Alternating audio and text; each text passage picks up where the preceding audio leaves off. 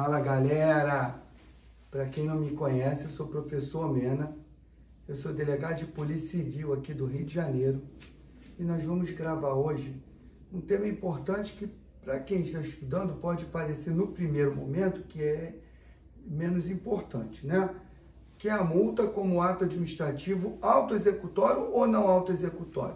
Fica comigo que você vai ver que tem coisas que você ou não lembra ou você não sabe. Beleza. Como regra, a multa é ato administrativo que não é autoexecutório.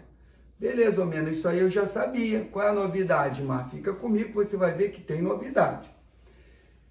Então, como ela não é autoexecutória, a administração pública tem que ingressar em juízo para fazer com que o devedor pague a multa aplicada pela administração pública. Beleza, até aí, novidade nenhuma.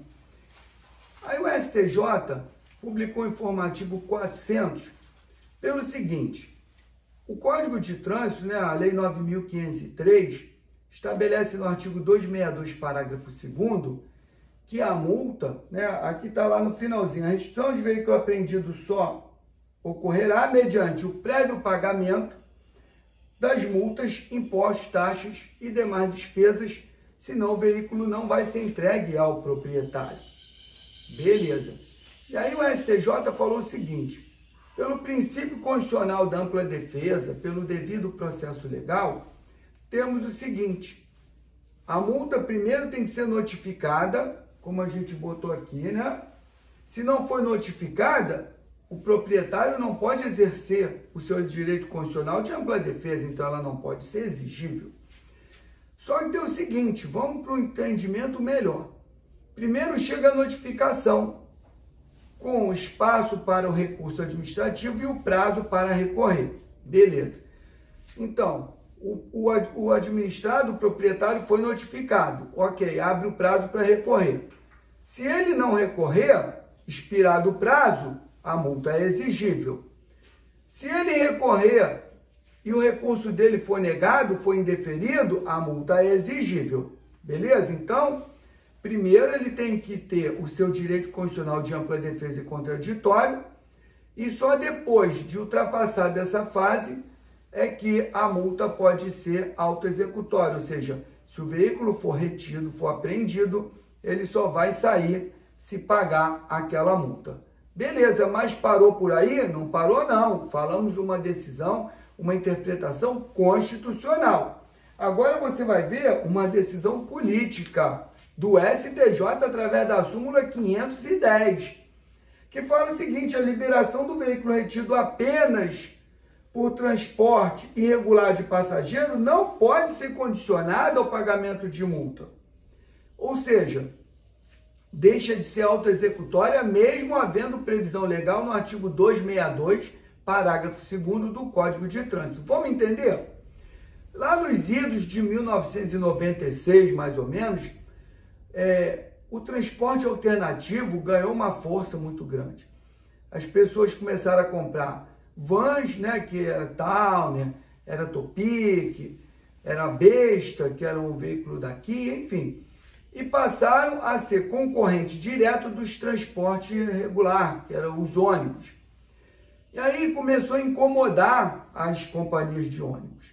E aí o que eles fizeram? Ao invés de melhorar a qualidade do serviço, fizeram um acordo, né, com a Polícia Militar e com a Guarda Municipal, pelo menos aqui no Rio de Janeiro, e começou a caça às bruxas. Para vocês terem uma ideia, da Igreja da Candelária até a Central do Brasil, e deve dar aí em torno de 1 quilômetro, 1,5 quilômetros, é a parte onde se tem o maior movimento de pessoas buscando o transporte coletivo.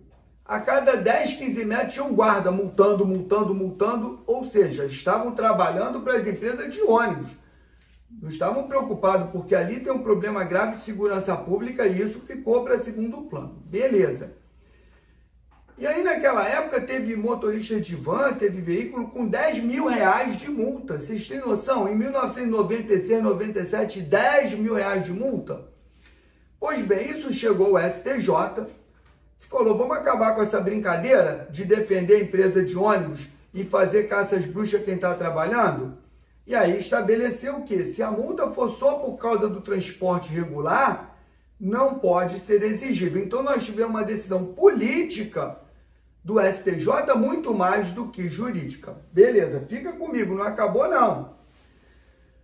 Ok, essa questão do veículo apreendido, de exigir, né, da autoexecutoriedade da multa, foi parar no Supremo Tribunal Federal, que publicou o informativo 937 pelo seguinte: os proprietários estavam questionando que essa lei, o Código de Trânsito, ela era inconstitucional porque ela violava o direito constitucional de propriedade. E o STF diz o seguinte: a exigência do pagamento de multa, né, a situação do Código de Trânsito que autoriza a autoexecutoriedade da multa de trânsito não viola o direito de propriedade, constitui coação política para arrecadar o que é devido, declarando a sua constitucionalidade. Então, olha só, cuidado na sua prova, porque ele vai colocar que a exigência do Código de Trânsito em privar a liberdade, e priva mesmo, porque se passar um período e a pessoa não for lá pagar, não resgatar o veículo, ele é leiloado e aquele dinheiro, uma parte do dinheiro ou a totalidade, é utilizado para pagar os débitos e se sobrar alguma coisa, restitui ao proprietário. Então ele perde sim a propriedade. Mas o STF, no informativo 937, entendeu que não viola a Constituição Federal, não viola o direito de propriedade, beleza?